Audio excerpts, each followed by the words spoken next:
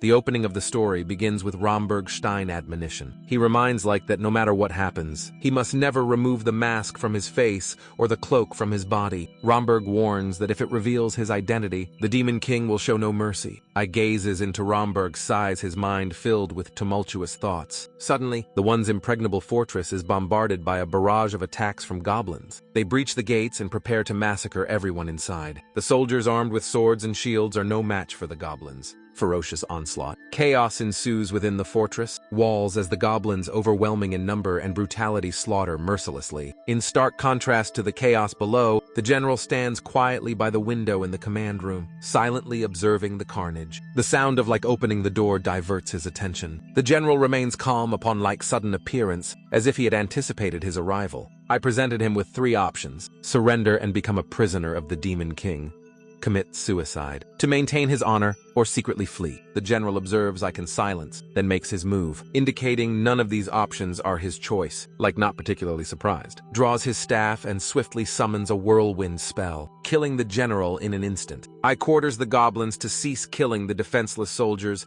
and to treat the wounded prisoners. Alone in the room, Ike finally slowly removes his mask. He is, in fact, a normal human being, more precisely, a person with the memories of a Japanese individual from a past life, reincarnated in this world. Growing up, Ike now serves in the Demon King's army as the current commander of the Immortal Battalion in the 7th Army Corps. He has always strived to hide the pact he made with Romberg, knowing that once his true identity is revealed, death is the only path left for him. The room Mike occupies is protected by a powerful magical barrier, impenetrable without his permission. Not even a fly could enter. As Ike is about to cast a spell, he is startled to find a maid crouching under the table. The girl also faced Ike, and both of them spoke at the same time. She continuously begged for her life, swearing she hadn't seen anything, in her haste to stand up quickly. She hit her head on the edge of the table and fainted on the spot. Ike was unsure how to handle the situation. In the region of Volunteer, a mysterious female figure was watching it through a magical law. She was quite surprised by Ike's combat abilities, as he had conquered Arsenal in just a week. However, this woman also had some concerns about Ike's future. The next morning, ORCS Chief of Staff Giran, along with Ike, inspected the city. Jiran was worried about the sparse population, but I disagreed, arguing that Arsen was a trade city and without people, there would be no trade. A group of merchants approached it to inquire about the taxes they needed to pay. Jiran was about to scold them for their lack of manners when I intervened, responding calmly,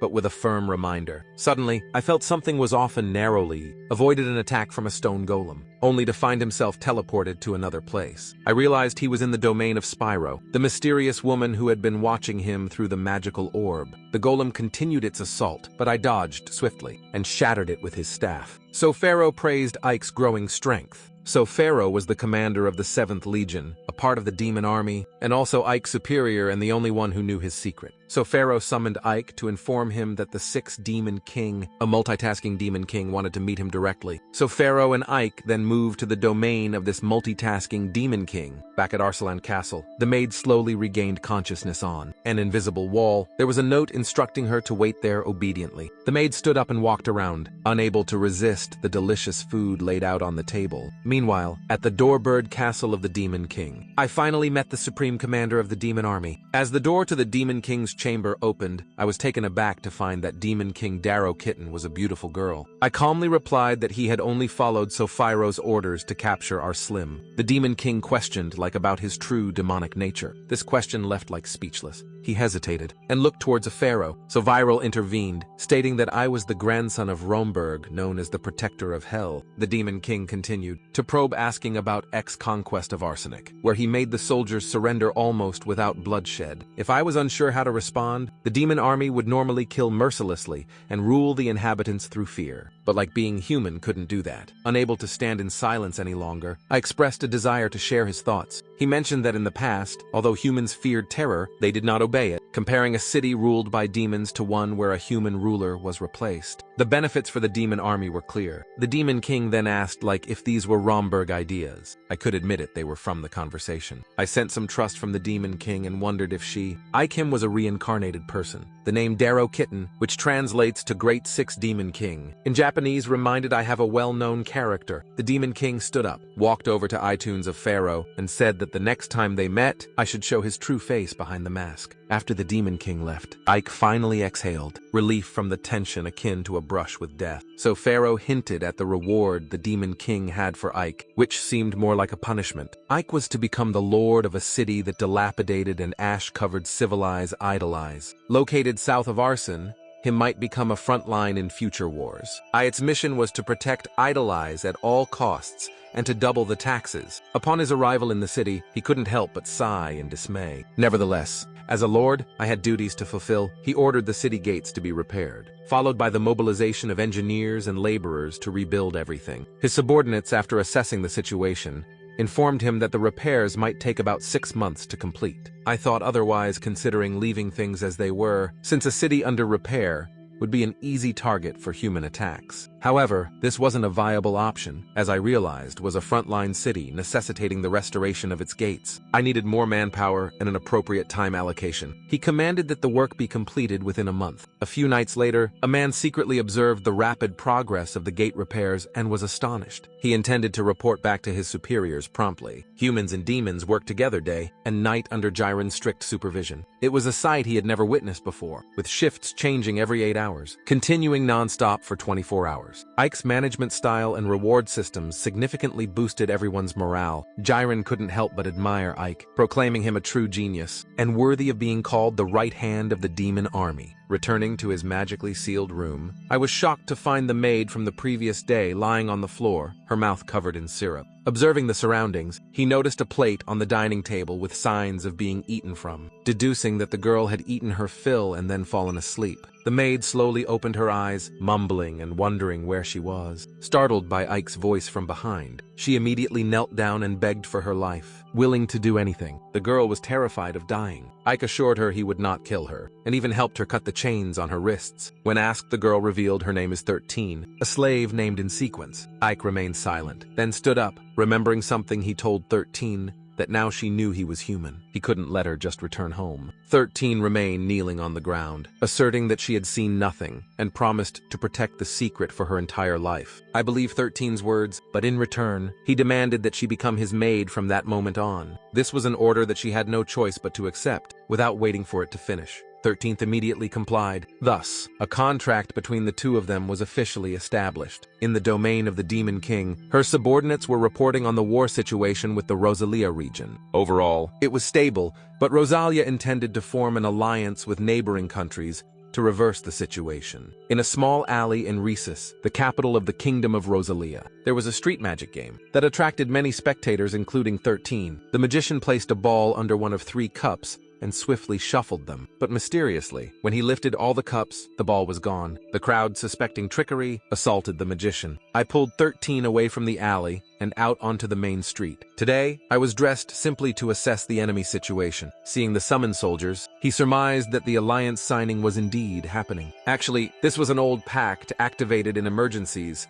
to removing interests between the countries. Ike further explained that this pact had been activated 3 times in the past. Each time the demon army was repelled, they were pushed back to Forwerk on the eastern edge. Suddenly, the voice of the street magician called out, demanding 13 to stop. He accused 13 of interfering with his cups, causing him to lose money and get beaten up. The man demanded an unreasonable compensation. Ike, having witnessed everything, discreetly used his ice. One to turn the legs of the magician's accomplice to ice. Then he threatened the magician by revealing the reason behind the city's military drills. I was surprised to hear that the Rosalia army was planning a revenge strike against the demon army, and the chosen battleground was Idolize, where he had just been appointed as the lord. The following night, the Rosalia army launched a surprise attack on the area bordering Idolize. Besides swords, they were also equipped with large guns intended to destroy Idolize at close range. As the order to fire was given armored skeletons, the skeleton army emerged from the ground, while the Rosalia soldiers were in disarray.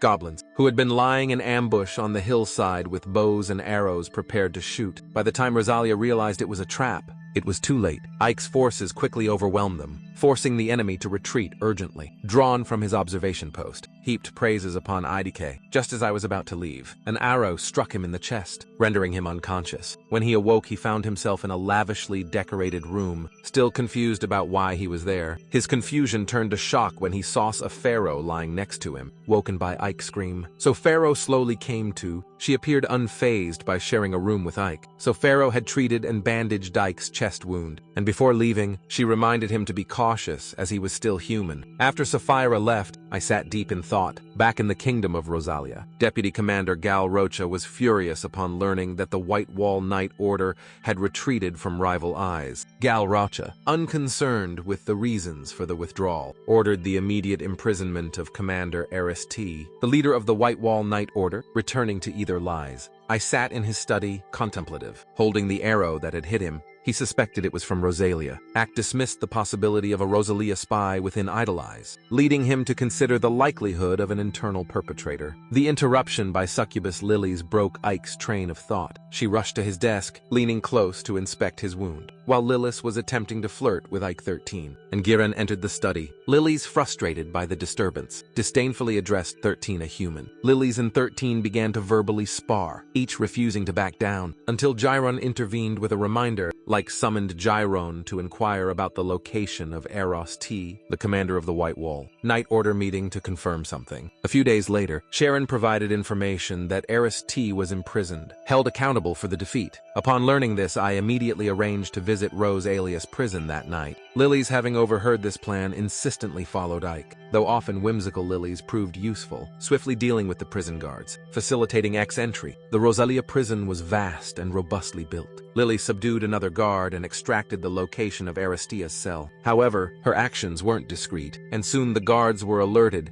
and began to encircle the intruders. I left the guards to Lily's and proceeded to the top floor where Aristi was held. Just as I opened the door to Aristea's cell, she lunged at him with a powerful punch, which he narrowly dodged. He responded with a strong strike from his ice wand, knocking Aresti to the ground. I was surprised to discover that Aristi was a woman, having assumed the Rosalia commander was a man. Setting aside his surprise, I directly asked if she had ordered an assassin to kill him. Instead of answering, Aristi questioned whether I was truly a demon. In a moment of lowered guard, Eros T managed to point a knife at him, questioning if Ike was actually human. I found himself trapped between two threats. Behind him was already T with a knife at his throat, and in front of a group of approaching guards. Without hesitation, I used his supersensory magic to immobilize his adversary. He then summoned the dark wind to blow the guards away. However, the danger was far from over. A giant guard about 5 meters tall ambushed him from behind, wielding a spiked hammer. I, ever vigilant, quickly dodged the hammer's descent and summoned the power of darkness to counterattack, causing the giant to plummet downwards. The intense vibrations from Mike's dark magic caused the surrounding balustrade to shatter or at standing. At the edge, fell as well, but I swiftly flew to catch her and safely landed on the ground. It was then that Ike revealed his identity as the commander of the 7th Immortal Legion of the Demon Army. In response to a Radius question, Ike denied being human. He then cornered Eros T against a wall, demanding confirmation of her involvement in the assassination attempt against him, or it hesitantly half admitted her role. Suddenly, Lily's appeared, preventing it from further confronting it. After receiving his answer, Ike released Rata, clarifying he had not come to kill her. Before leaving, he advised her to reflect on her actions following her recent defeat, hinting she should focus on what to do after accepting defeat. Already stood dazed for a long time, even after Ike and Lilies had disappeared. The next day in Either Lies, I summoned his army to the square, still pondering over the arrow shot at him the previous day. He was certainly it was an enemy's doing, but it didn't seem to involve it directly. I elated that the incident might have been staged to appear as a human act. The last possibility I dreaded to consider was the presence of a spy within his own ranks, utilizing dark magic and mind-reading skills. I sought to identify the traitor. A goblin soon came forward to confess. That very day, I went to meet Sophero and Valence. Here where somehow Sophira was already aware of its purpose. The culprit I discovered was the vice commander of the 7th Legion, the one-eyed goblin Jace. With a problem in the army, excites a Phyro's council. Sophero downplayed the issue, suggesting it could be resolved with appropriate compensation. In low, our Jace was incredulous that I had survived an arrow attack and was now at the captain's place. Jace's anxiety grew when his subordinate reported a loss of contact with the goblin infiltrator in Ike's army. Viewing their plot had been exposed, Ike's sudden appearance startled Jace, who tried to maintain his composure, even chastising Ike for being careless enough to get injured. Ike, not letting the traitor feign ignorance any longer, hinted at his leniency towards betrayers. Jace, confident in his own territory, summoned his soldiers to attack Ike. At that moment, Pharaoh emerged with an army of skeletons, creating a shockwave that rattled the region. Pharaoh's formidable magic summoned gigantic meteors that crashed into Little War, causing massive explosions that obliterated buildings and architectural structures. In moments, the city of lay in ruins, so Pharaoh ordered her skeletal and giant forces to clean up any remaining survivors, insisting not even an ant be spared. The skeletal army and giants ruthlessly slaughtered Jace's troops. Jace, scrambling from the collapsing walls, gritted his teeth in fury at the sight of his overwhelmed forces. I presented Jace with two options: surrender peacefully or only after losing everything. Enraged, Jace screamed orders to eliminate Ike. Ike unleashed a supersonic blast of magic, preventing his enemies from advancing. A swarm of goblins, both ground-based and aerial, then attacked it from all directions. I countered by conjuring a reflective shield and 1,000 dark arrows, annihilating the attackers instantly. Seizing the moment of distraction, Jace attempted to flee. However, he was intercepted by one of Sephiroth's giant horned monsters. Undeterred, the cutting Jace used a smoke bomb to vanish into a white haze and continue his escape. Chase, after a long flight, crossed the city gates into the forest outskirts. Panting heavily, he intended to retreat temporarily, preparing for a real fight against a viral. Suddenly, Ike, who had tracked him down, attacked Jace. I had anticipated Jason's escape and had placed a tracking parasite on him. Enraged, Jace wanted to demonstrate his vice commander's power to Ike. Ike, unimpressed by Jace, used his supersonic blast to pressure him and then bound in with the roots of trees, pulling his limbs in different directions. Jace surrendered, revealing his true intention to free Ike, which was why he was assigned to attack the impenetrable Arson him. Jason proposed an alliance with Ike to control the demon army. He tried to manipulate Ike, suggesting that their kind should dominate humans and inflict pain, yet they are restricted under the Demon King from needless killing. Chase, along with others, resented this limitation. As Jay spoke, he struggled free and lunged alike, revealing his true intention to kill him. I anticipated this and used his supersensory magic to immobilize everything, including Jace, and stretched him out again. Suddenly, Jace's body sprouted abnormal growths, so Viral approached, reminding Jace that he was abandoned, and urged him to reveal the true mastermind. Jace whispered that it was best to the captain of the 3rd Legion of Dullahan. Shocked, so Pharaoh struggled to believe what she heard. At that moment, a one-eyed monster orb appeared, informing Sapphira that the Demon King requested her presence. So Pharaoh and Like immediately headed to the Demon King's fortress upon receiving the order, where Bastille was also present. The statements from Mike's side and Base Deal's were completely contradictory. Base Do insisted that his version of events was correct and accused to Pharaoh's side of line. So 5-0 not 1 to back down bluntly labeled Base to a terrible person. The Demon King, already aware of the entire situation, acknowledged Bastos' duplicity, but chose not to act, reasoning that no demon is devoid of ulterior motives. According to the Demon King, a truly excellent villain deserves a position commensurate with their skills. If Bastille were to be punished for his intentions, then all demons would warrant punishment. When it came to Suffer Pyro, the Demon King recognized her sincerity, but noted that the recent incident occurred due to her inadequate leadership, not wanting to lose 2 exceptional Legion commanders. The Demon King decreed a duel. The victor would be deemed right. Bass, to welcome this, enthusiastically sensing an opportunity for gain. The Demon King set the duel for the same day the following week, with the mode of combat being a 50-50 battle between the 2 legions back in her territory. So Pharaoh explained that in a 50-50 legion battle, the representing commander could command troops,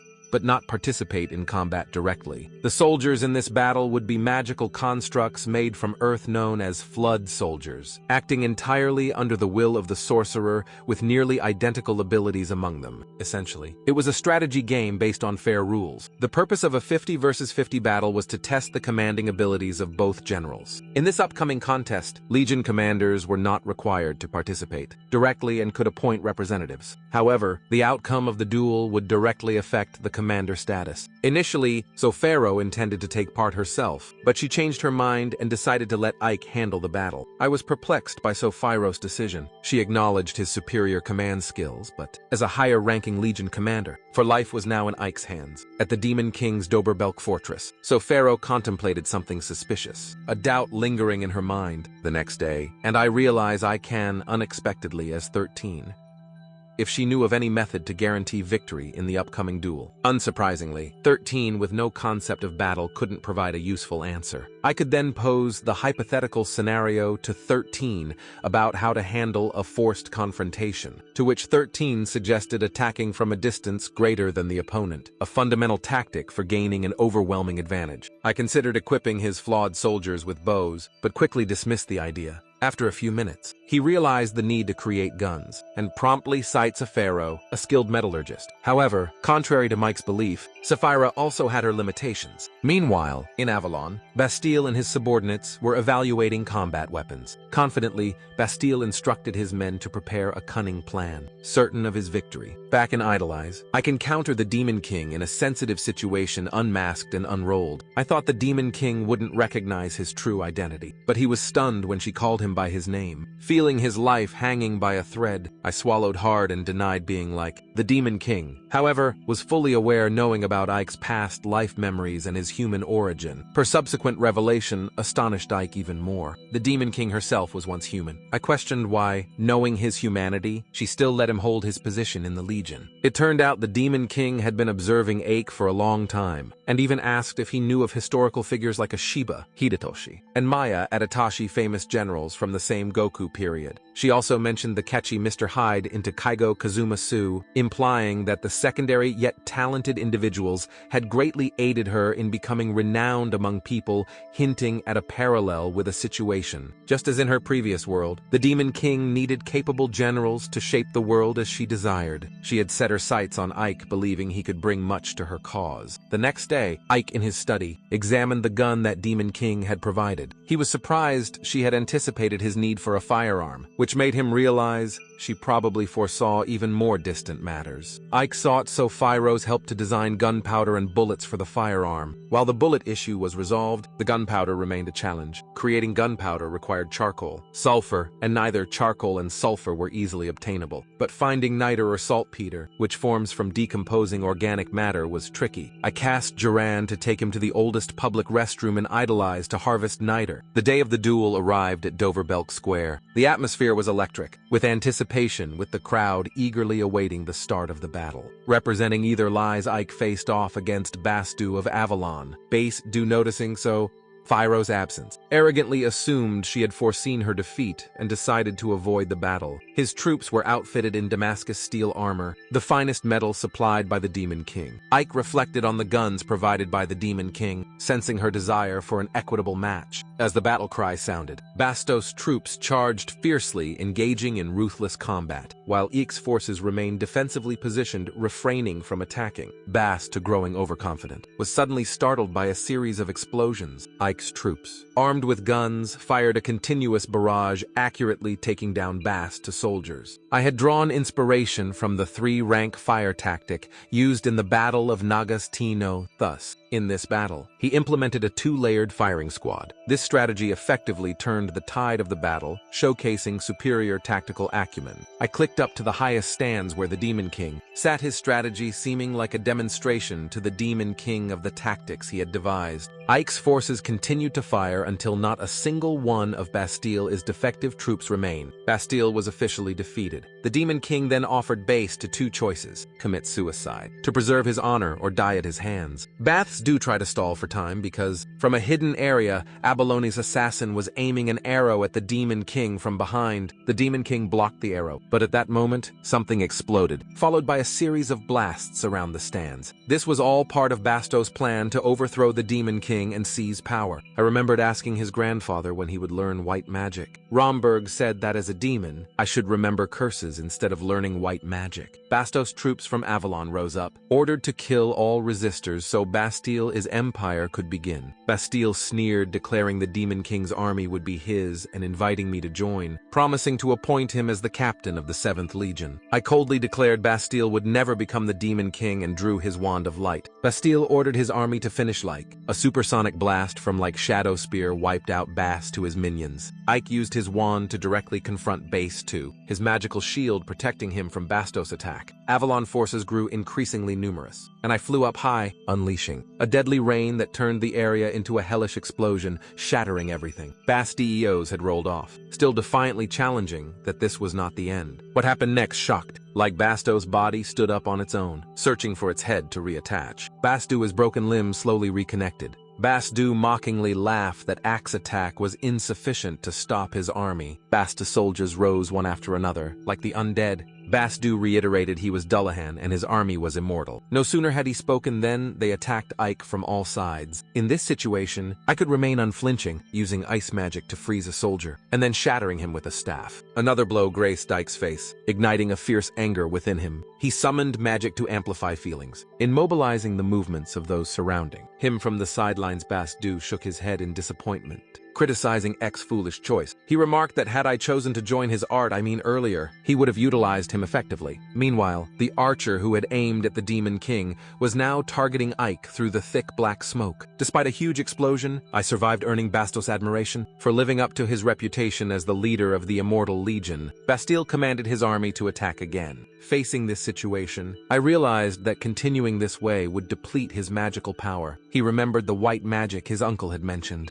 a difficult arc for demons, but different for it due to his human heart. Recalling Weinberg's words, I knew what he had to do. He summoned white magic. Astonishing, Bastile. Like white magic enveloped the undead, turning them to dust instantly. Bastile, who had been standing amidst his army, now found himself surrounded by piles of ash. The archer, still aiming at Ake, suddenly felt pain and looked down to see his arm severed. So Pharaoh appeared, instantly annihilating him. So Phyros Dominus escorts also arrived, handling the cleanup of Avalon soldiers outside. The Demon King, who had survived the explosion, appeared unexpectedly. She offered Bast to another chance, a duel with Ike with his life spirit if he won. Bastu looked at like the battlefield was now reduced to just the two of them face to face. Bastu, confident Ike was no match for him, charged with his thunderous sword without hesitation. I used his magical shield to block the force from base to sword. The shield's power was strong, sending Bastu flying backwards. Undeterred, Bastu charged again, swinging his sword at Ike. Ike flew up to dodge, but Bastu followed, hurling a fireball that created a massive, devastating explosion. Bastile thought he had sent it to meet the Grim Reaper, but I compute behind him, mocking his ambition to become the Demon King as a petty and foolish aspiration. Enraged, Bastile gritted his teeth. Ike, without responding, used white magic to disintegrate Base to his body, until once again, his iron head fell to the ground. So Pharaoh was surprised, unaware of when I had learned white magic. I questioned if so Pharaoh had foreseen this outcome, hence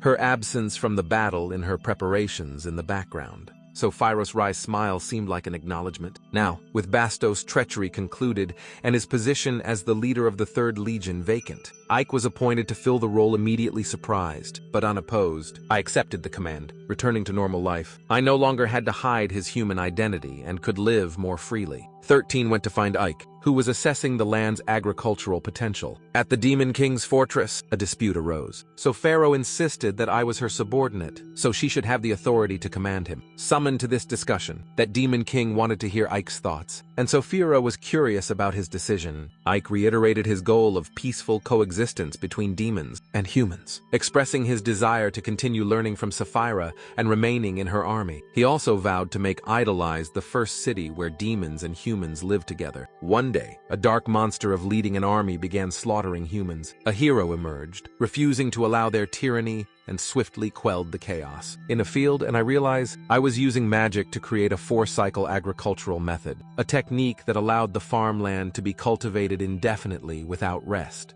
13 watched with fascination, having never witnessed such a miraculous method. If this piece of work was maintained, it would ensure that neither humans nor demons would ever suffer from famine. Jiron hurried to Ache with urgent news. The allied armies of various nations had finally taken action. The night before, the Second Legion had been annihilated, raising concerns about the front line near them. Ike expected elated that their next target might be Idolize. He reasoned that the allied forces would consider Arsenal a critical stronghold.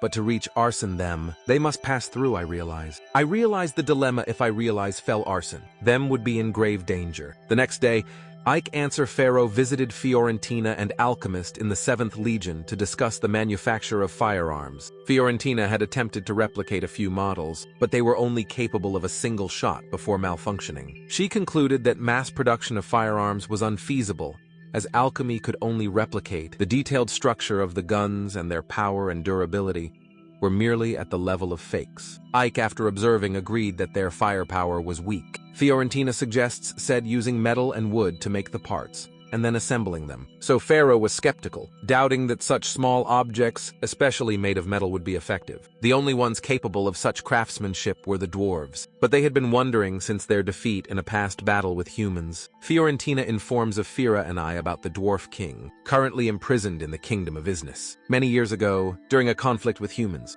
Gunther, the dwarf king, was adamantly against his tribe's technology being exploited, leading to his imprisonment. Jiren and Lilies, on Ike's orders, easily infiltrated the Isthmus dungeon and rescued the king. On their way out of the dungeon, Kieran and Lilies encountered several humans. Despite Ake's instructions not to engage in conflict or kill anyone, both Jiron and Lilies couldn't restrain themselves. After returning to X headquarters, Gunther was treated with care. Upon waking, Gunther was curious about why the demons had rescued him. I got straight to the point about manufacturing firearms. He shared his goal of peaceful coexistence between humans and demons, explaining the upcoming war's need for Gunther support. Additionally, I offered a proposal if Gunther helped him produce a large quantity of firearms. I could petition the Demon King to rebuild the Dwarf Kingdom. Densher initially reacted angrily, thinking I was treating him as a fool. However, I had somehow contacted Gunther's son, Batson, as well as his close associates and relatives, bringing them all to the location. Faced with this situation, Gunther couldn't refuse Ike's request to manufacture weapons. Meanwhile, at the Allied forces camp, plans were being made to advance into Civilize, having agreed to X conditions. Gunther personally joined the forge with his associates to increase production. They worked tirelessly with the sounds of welding, hammering, and the constant noise of the forge filling the air. Ike and an associate went to a natural saltpeter mine to obtain materials for gunpowder. After the guns and ammunition were made,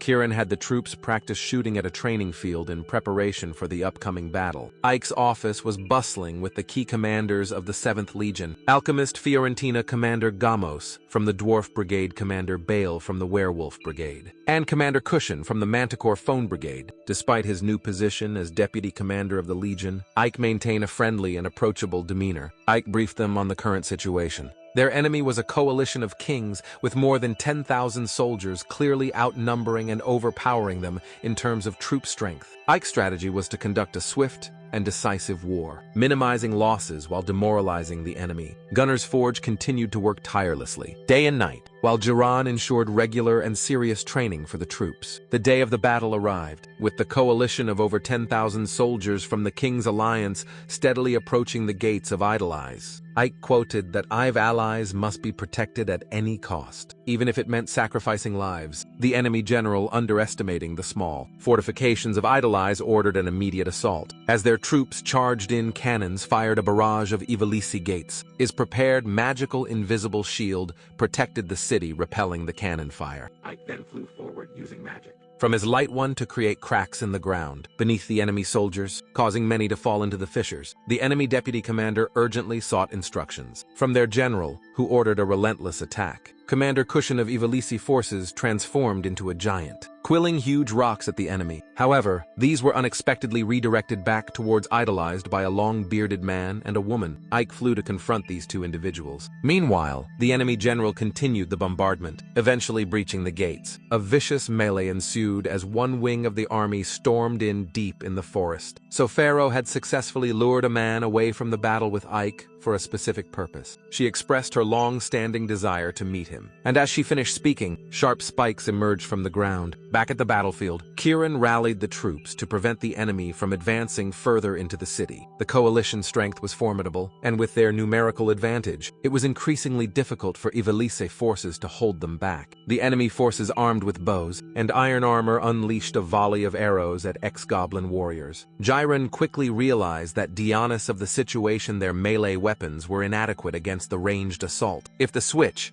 Ovation continued, I-9 forces would soon be defeated and Idolized would fall, just when Jiren was uncertain how to turn the tide. Commander Bayou of the Werewolf Brigade arrived. His massive form and sharp claws easily tore through the enemy ranks. Emboldened, Bayou commanded his werewolf troops to join the fray with ferocity. Fiorentina, the dark alchemist, arrived just in time to turn the battle. She unleashed demonic spiky orbs into the sky, which exploded and miraculously reconstructed the crumbled city walls. Commander Gamos from the Dwarf Brigade couldn't stay back any longer. Urging his soldiers, he joined the battle to support X-forces as the enemy continued their assault on the gates. An enemy general managed to breach the walls sword in hand, aiming for Fiorentina. However, the goblins trained by Jiren agile and quick used their guns to shoot him down. Jiren ordered his troops to counterattack fiercely. The presence of firearms and novelty in this world where only cannons existed for ranged warfare took the enemy by surprise. The battlefield descended into greater chaos. Despite this, the enemy didn't retreat. Instead, calling for reinforcements and preparing to counterattack with siege engines, Commander Cushion of the Manta Corps found Brigade charged into the fray, treating the enemy's siege machines as mere playthings. The deputy commander of the Allied forces pleaded with their general for a new directive to preserve their forces. The enemy general, indifferent to his soldiers' losses and focused solely on his honor, refused to back down. He believed that failing to capture the small city would tarnish his reputation as a general. He issued another command to attack with their overwhelming numbers, still giving them a significant advantage. The battle had been raging for over 2 hours with no sign of stopping. Jiren was deeply concerned about the current situation, and Fiorentina suggested fleeing due to the overwhelming number of enemy forces. Just then, the ground suddenly split into large fissures, causing the enemy commander's horse to panic and throw him off. I appeared renowned as the deputy commander of the Demon King's Legion, yet still offering the enemy commander a chance to retreat and live. The commander, however, arrogantly chose to fight directly. Unexpectedly, Gunther the Dwarf King intervened, severing the commander's arm. It turned out this commander was the same person who had oppressed Gunther in the past, demanding his tribe's secrets, dividing his people and imprisoning him in his mess. With no other choice, the commander ordered a retreat. Center question: next decision not to kill the commander, warning that next choice might lead to future regret. Ike, undeterred, was ready to face them stronger next time. Meanwhile, in the forest with Sophia Arrow, the tide of battle had turned in her favor, and the human hero had been brutally defeated. 13 accompanied Ike to a city named Sinovia.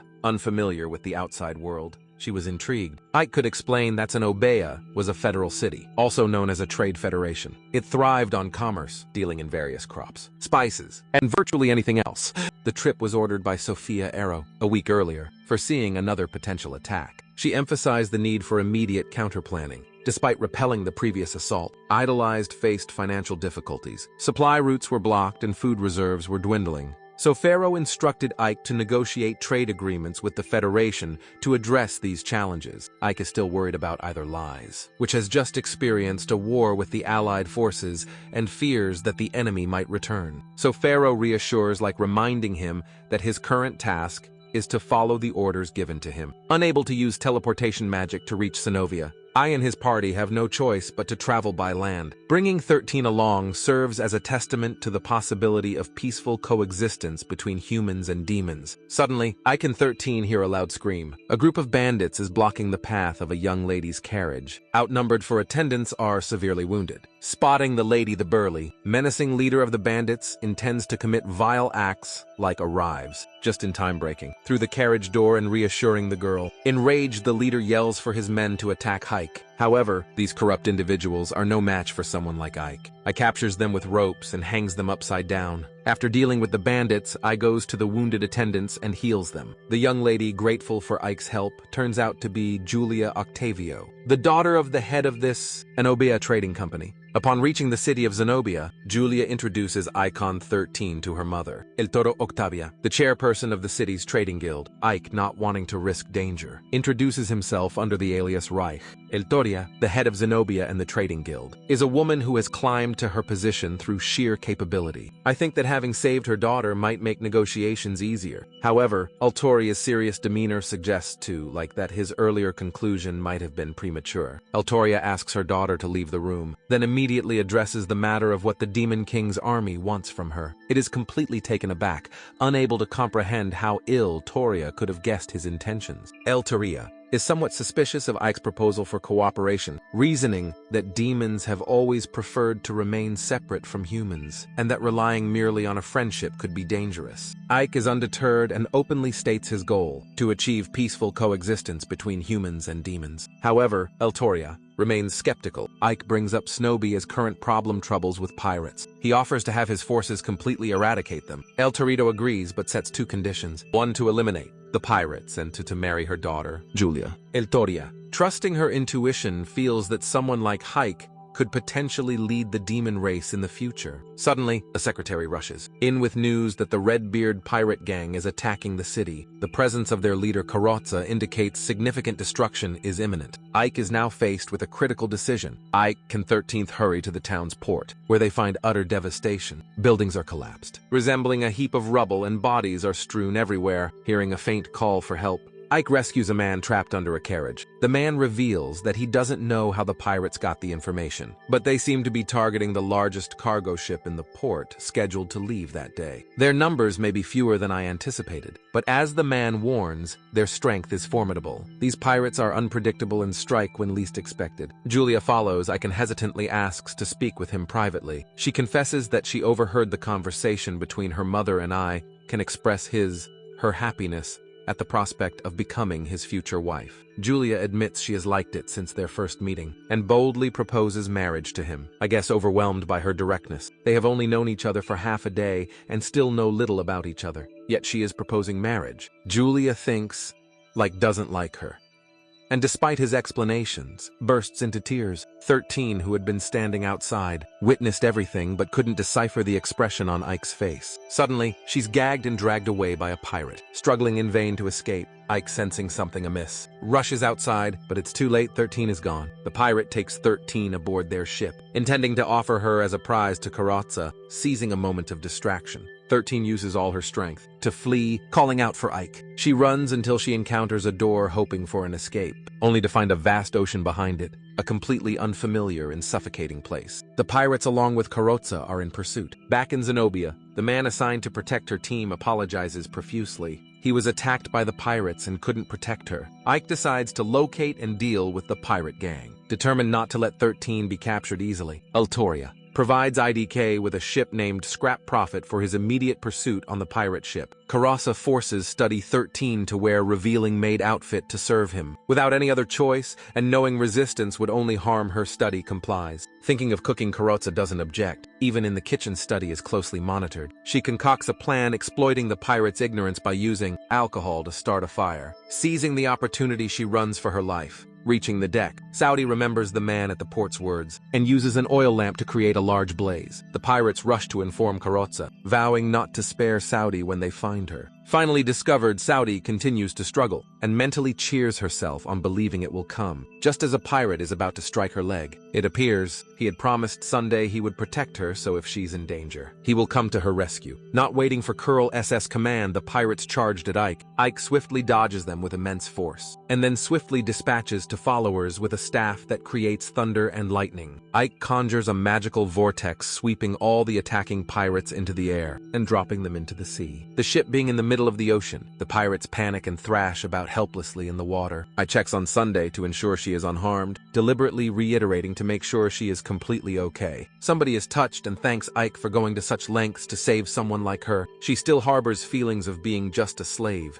and fears being abandoned at any moment. Ike interrupts her, stating there's no reason for a master to abandon their servant. He also acknowledges somebody's trust in him, shown by the smoke signal she had created to start the fire. Carrozza then emerges, detonating the room. Fortunately, Ike reacts in time. creating a magical circle to protect them both. Carrozza is determined to reclaim study, declaring that anyone in his way will die. He unleashes a fierce tornado, causing everything around to be engulfed and exploded. Ike, still carrying Sadie, flees as Carrozza grows increasingly furious, refusing to let his prey escape from his ship. Carrozza continues his assault, blowing up the back of the ship and creating a huge hole. He thinks he has drowned Ike, but contrary to his expectations, Ike emerges from the swirling waves, coldly warning him that he won't let him off easily, and that he will ensure Karasek can no longer be a pirate. Another massive explosion shakes a vast area of the sea. The huge wave carries Carrozza onto the ship scrap Prophet, and Ike successfully captures him. All of Carrozza's subordinates in the pirate gang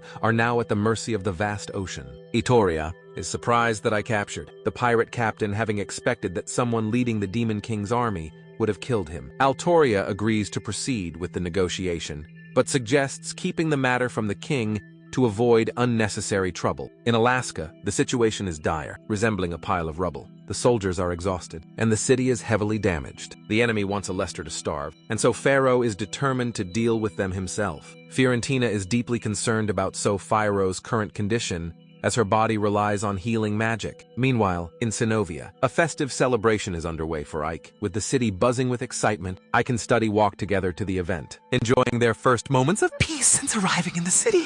Julia rushes over and embraces Ike, having eagerly awaited his return since they were at the city hall. As it enters, he receives numerous admiring glances from the crowd. Eltoria, who had seen her daughter with Ike earlier, calls them over to greet some distinguished guests. The people around Eltoria start talking about Julianne Ike's wedding, leaving Ike bewildered, as the ceremony's host announces the imminent wedding. The glass window shatter and gasp pours into the room, causing chaos. The Demon Queen appears before I, urging him to leave immediately. Sophira is in danger. Hola Esta is in a state of emergency, with Sufi-Ro facing peril. A coalition of nations has initiated an attack, and battles are raging on all fronts. The Demon King's army is fiercely resisting with all its might, but Sophira's fortress is trapped after luring the demon army inside. The human forces have surrounded it. Over 5,000 enemy soldiers have encircled Sufi-Ro within the fortress. It's a battle-testing endurance. The Demon Queen has arranged for it to leave immediately to save Sapphira. Eltoria, who has been watching from somewhere, looks very displeased. It is forced to postpone the engagement ceremony. He must go to Sufi-Aro immediately, using teleportation magic. I take somebody back to I realize. Just a second ago they were in Zenobia, but now they have returned to I realize. Ike quickly puts on a cloak and mask, glancing down at the city of Idolize, which now looks more devastated than ever. Jiren rushes in to inform Mike about the total assault by the Allied forces, who are not only attacking here, but the entire region. Jiren mentions that a young girl came to their aid while I was away, proving exceptionally powerful against numerous enemies. Ike recalls the Demon Queen's words, arranging for him to go save Spyro.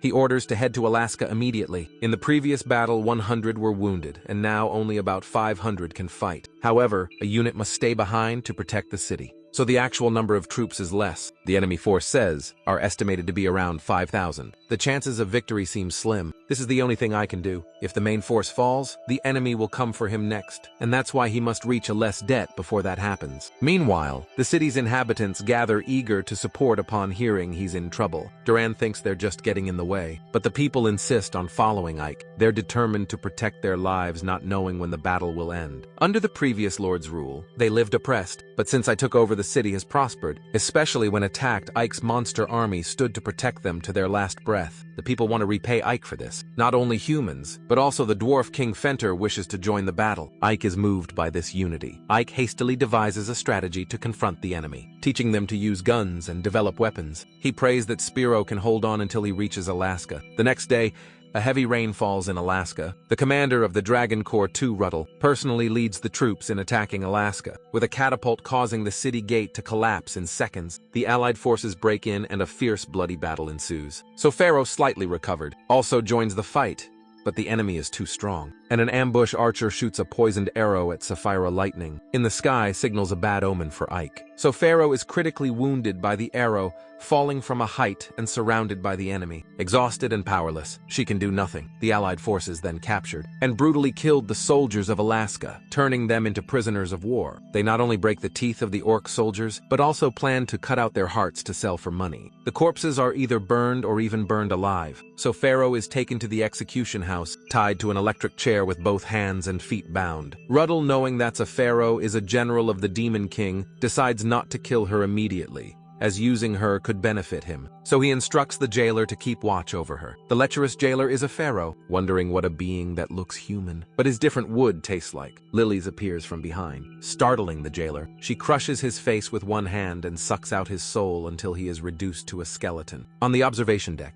the enemy guards spot Ike's arrival. With just his staff, Ike conjures a supersonic whirlwind spell that blows up the enemy's main fortress. Ruddle is informed of the enemy's attack, his deputy commander. After reporting the troop numbers, marks Ike's force of only 500 confident. They will be quickly defeated. Ruddle, not underestimating the demon forces despite having a larger army, orders his deputy to gather the troops and fight with all their might. The order is given, and the enemy command urgently plans to annihilate the orc army. As he finishes speaking, the orcs, even though severely injured, roar in response. In this situation, Lilies must quickly design the best route to get a pharaoh out safely. The enemy's catapults relentlessly attack the orc battalion, but these warriors are determined to stand their ground. Ike encourages his soldiers to hold the enemy at any cost until Suffy Arrow can escape. Inside, the Lester Lilies leads the way well. Fiorentina supports a pharaoh. Unexpectedly, Fiorentina is severely injured by an enemy mage's spell struck through the abdomen. The mage does not allow Pharaoh's side to escape easily, and orders his soldiers to charge and kill everyone without exception. Lilies, along with the orcs, rushes in to protect Spyro. Spyro, sitting beside the dying Fiorentina, is unaware of the impending danger behind her. As the mage prepares to attack Pharaoh, Lily's manages only a warning shout. So Pharaoh, unable to use her magic in such a critical situation, resigned herself to her fate. Suddenly, a gunshot pierces the mage, followed by 3 more volleys. These are Ike's reinforcements, people who respect and admire Ike. Armed with swords and guns, they unite and fiercely attack the enemy. Siren arrives to rescue Pharaoh from the chaos. The Allied forces, still complacent, underestimate the Demon King's army. Suddenly, dragons appear in the sky, carrying gunners' homemade bombs, ready to drop them on the enemy. When I expand, barrels fall. The entire enemy rampart is utterly destroyed. The attacking soldiers are almost all killed, and the ramparts burned to the ground emits thick smoke and fire. Ruddle, after observing the situation, realizes he cannot risk further confrontation with. If the demon forces and immediately orders a retreat, the enemy withdraws, leaving a Lester in ruins, much like I've realized was initially. Humans start treating the orcs' wounds before beginning to rebuild the ramparts. Bailey, the commander of the Wolf Brigade, and Gamos, the commander of the Dwarf Demon Brigade, return to Idolize to assess the situation. After this battle, Pharaoh truly reminds herself not to underestimate humans. She finally meets like post-battle and praises him for his excellent performance. The Demon King, Mao, arrives in Alester to inquire about Pharaoh's health. Mao not only refrains from blaming Sapphira, but also praises the 7th Division for their brave fight despite being leaderless and considered the weakest. Moreover, Mao's reason for coming is to promote it to the commander of the 8th Division, the Immortal Legion, so Final requests now to take care of Ike like a younger brother, acknowledging his flaws, but still hoping for Mao's support. Now wholeheartedly agrees. Deep in the forest, twin sisters with arrows suddenly noticed they are being followed. Under the shadow of the trees, 2 bright eyes are watching them, accompanied by a loud growl. Back in Idolize, Jiren is excited about becoming a division commander. Ike's current force only numbers 800, and a typical division consists of at least 3,000 elite soldiers. So plans to recruit members from other races. Jiren worries about the acceptance of other divisions, but Ike is undeterred, wanting to follow his own path. Gunter visits. Ike hands him a letter from Fairlet, the queen of the elf race and the dwarves' eternal enemy. Gunther quotes Fairlift's words: "If the elf do not join the Allied forces, war will ensue." According to Gunther, the Allied forces fear an ELF alliance with the demons, hence the threat. The elf is intent to ally with the demons, but lack complete trust, thus reaching out through the dwarves to Ike. However, it could also be a trap if the elf and the Allied forces are collaborating. Ike decides to confirm this personally and heads to the elf forest that day. In elf territory, The Allied forces have sent diplomats to negotiate with Fair, but do not demand an immediate response. Fairlight indeed sent the letter to Gunther, hoping he would inform Mike about the current situation of her people. Ike Parte includes himself. Gunther, Lilies, and Sadie. On the way, somebody expresses her curiosity about the fairy kingdom, and Gunther briefly explains, mentioning the World Tree, an ancient tree 1,000s of years old. Suddenly, Lily senses something amiss, and from the forest edge, a large and fierce creature emerges. This beast is enormous, possibly 100 feet tall. It growls and suddenly charges like. Gunther steps forward and throws his axe at it, but misses. Ike summons power into his staff and fires a dark fireball at the beast. There's a loud explosion, but somehow the creature avoids the attack. It leads over Ike, despite his use of a magical shield, and heads straight for Study. A girl rushes out and decapitates the beast with her sword. The beast's head falls and gradually dissolves into a magical stone. These two girls are subjects of Queen Fairlet sent her guide like to her. Upon reaching elf territory,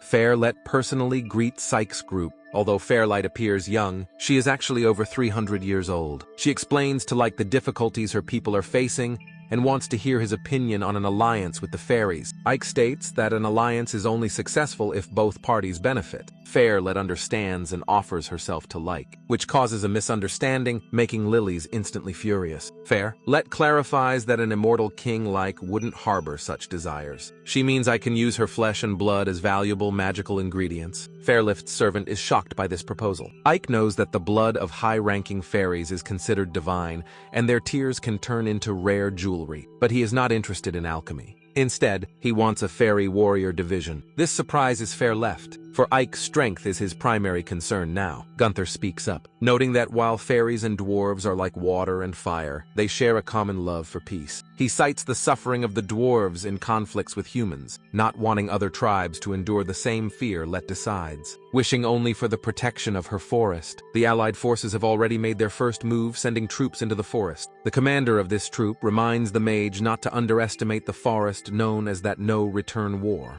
This is due to a magnetic field created by Earth spirits that disrupts compasses, and their spirits that mislead one sense of direction, meaning humans who wander in will never find their way out. The mage comes up with a sinister idea to burn the entire forest, forcing the fairies to flee. Ike had anticipated that the alliance of kings aware of a potential pact between the demons, and the fairies sent the royal mage to create the beast to confirm this. Anemone! Fairlift's twin sister also appears. She looks much stronger than her sister and has a bold personality, openly expressing her disapproval of an alliance with the demons. Ike, recognizing the difference in strength, still believes he has a strategy for victory. As the Allied troops delve deeper into the forest, Ike has already positioned some elite warriors from the Fairy Warrior Legion in ambush. His plan is to scatter the enemy formation and exploit their confusion to cut off their supply lines. Then he instructs his forces to repeatedly execute surprise attacks and retreat, effectively using guerrilla warfare tactics. A section of the Allied forces' center track down the fairies ends up lost for days.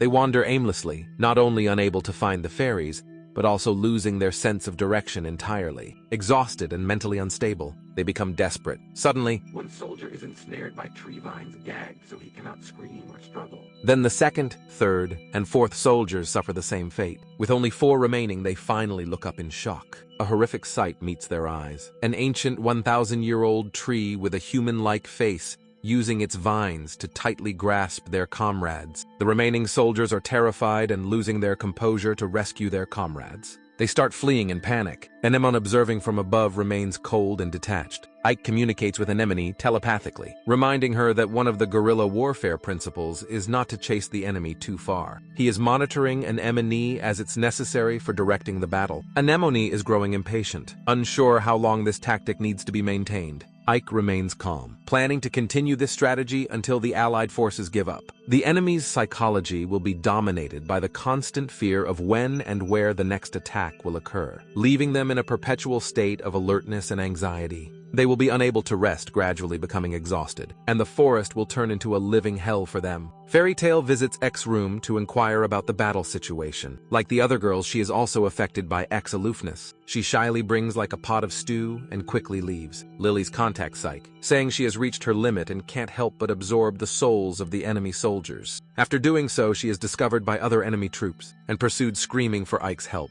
Ike asks Anemone to survey the terrain and plans for her to prepare the best ice spirit warriors for the final strategy. Gunther, Lilies, and Anemone listen intently. Lilies will lure a large number of enemies near a large water body, and then the three of them will collaborate to easily drive the enemy out of the forest. Ike plans to end this quickly. Gunther leads the spirit warriors into battle against the allied forces. Their exceptional combat skills enable them to kill a significant number of enemy soldiers. The enemy mage summons a lion-headed beast to sweep through the ranks of the spirit warriors. Anemone, seizing the right moment, orders for troops to move towards the lake as instructed by Ike, as the enemy pursues them to the lake area. The lake's surface cracks, plunging all of them into the icy waters below. The mage, infuriated, refuses to accept defeat without eliminating his enemies. His arrogance and madness are abruptly quelled when it appears with a gigantic python. Ike uses tree roots to bind the mage and drags him into the middle of the horrified enemy soldiers. The battle isn't over yet, but it has already orchestrated a perfect plan. His long-horn dragon troops appear in succession, determined to spare no one within reach. The battle ends with a decisive victory for Ike and the fairies. Back in Idolize, Listia, the leader of the White Rose Knights, comes to me like the battle is over and like returns with his troops. It turns out that the Longhorn dragons were reinforcements sent by the Demon King to support Ike. It will take about 7 days to reach 5 allies, but since the fairies have now allied with the demons, the Alliance of Kings will not leave them in peace.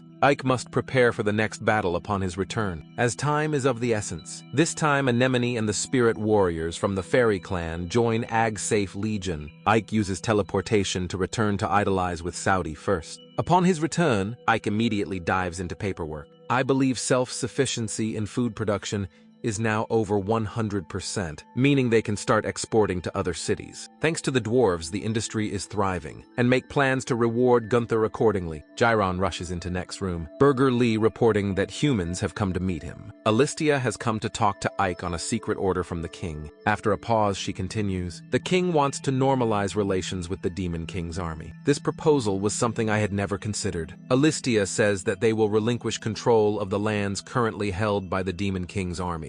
Additionally, to prove their desire for peace, the king's side will provide gold for the next few years." Ike wonders why Alicia is the one discussing this matter and not other commanders. She responds that it's because she trusts, like personally, although it is unclear about her intentions. He notices her restless demeanor, which draws his attention. He reports this to the Demon King Mao for guidance. Mao thinks it's a reasonable offer if humans adhere to their promise, but remains skeptical about the intentions of those behind the Listia. The Alliance of Nations united nominally to support Rosalia makes it uncertain whether a peace agreement can be signed based solely on King Roselli decision. So final suspects that the Royal Army and the Alliance are preparing a large-scale counterattack. Behind the scenes, and other division commanders might strongly oppose this. Mountain trusts Sight with handling the negotiations with Rosalia. Ike, when leaving, wonders why Spiro thinks other commanders would oppose. So Fibo explains it's a potential scenario, and if it does happen, or rebellion would be understandable. She also reminds Ike to be wary of humans, as they are capable of launching surprise attacks. Ike meets with Listia the next day, still wanting her to explain why she said she trusts him. After being defeated by Ican,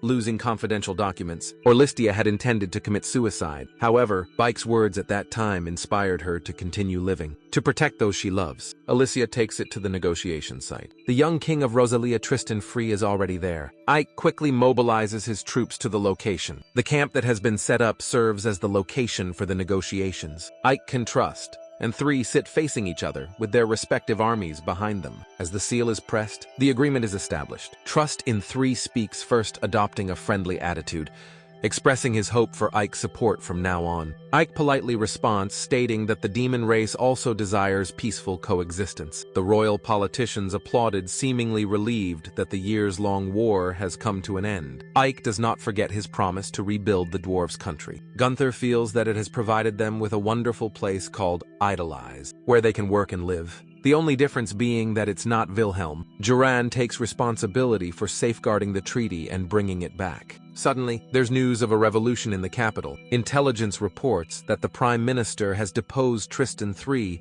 and placed his brother Lambert on the throne, establishing a new government. The politicians start discussing fervently considering it an outrageous and unforgivable act. Furthermore, other kings in the alliance are reported to have agreed with the Prime Minister. Alicia intervenes, stating that the king's sister is present, so any application declaration is invalid. Ike performs a small magic trick shattering Roselli's national seal, supposedly made from Abyssinian. The replaced seal is a fake, and it's clear that those people had planned the switch in advance. Trust in 3 suspects that they are on their way here. He figures that even if the revolution succeeds through the seal switch, those involved would never let the legitimate King Him live. Ike suggests Tristan III entrust him with command of the White Knights and the Royal Guards. He assures Trust and III that he will restore his kingship. Some politicians expressed skepticism and opposition. Ike reminds them to think carefully as this as a human matter, unrelated to the demon race, for Tristan III to regain his throne and protect the peace. The right decisions must be made. After deliberation, Tristan III immediately delegates the commander of his military forces to Ike.